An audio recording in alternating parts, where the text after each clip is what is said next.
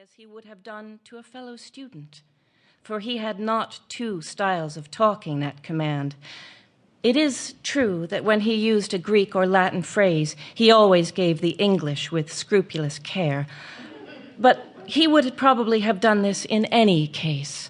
A learned provincial clergyman is accustomed to think of his acquaintances as lords, knights, and other noble and worthy men that con Latin but little.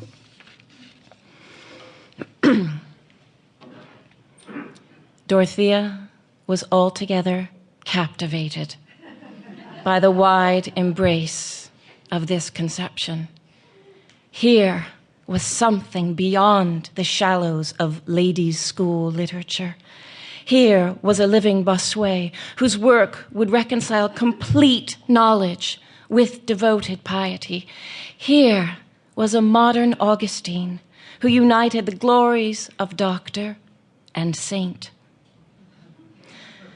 The sanctity seemed no less clearly marked than the learning.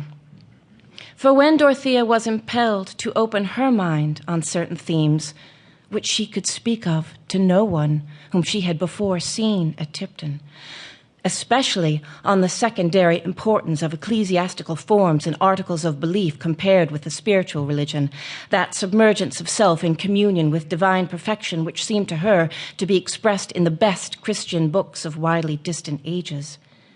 She found in Mr. Casaubon a listener who understood her at once, who could assure her of his own agreement with that view when duly tempered with wise conformity, and could mention historical examples before unknown to her.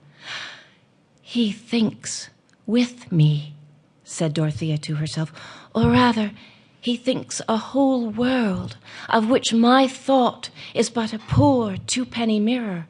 And his feelings, too, his whole experience, what a lake compared with my little pool." Miss Brooke argued from words to dispositions not less unhesitatingly than other young ladies of her age.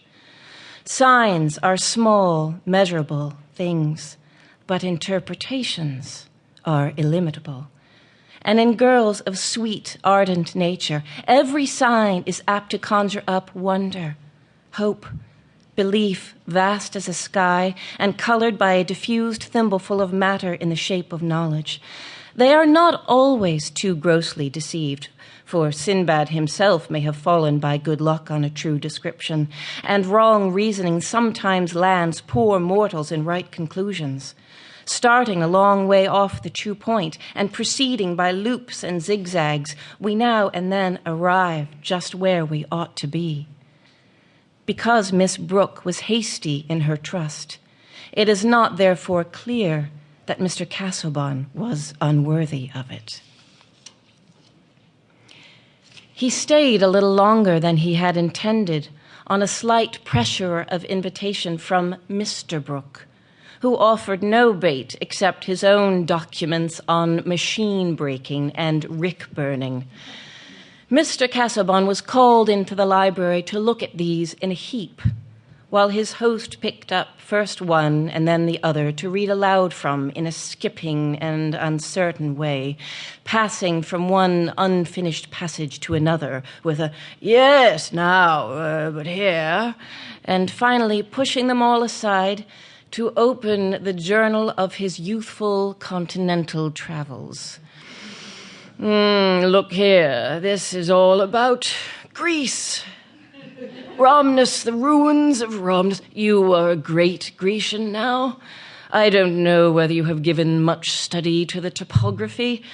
I spent no end of time in making out these things. Helicon, now, here, now.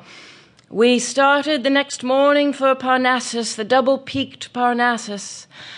All this volume is about Greece, you know," Mr. Brooke wound up, rubbing his thumb transversely along the edges of the leaves as he held the book forward.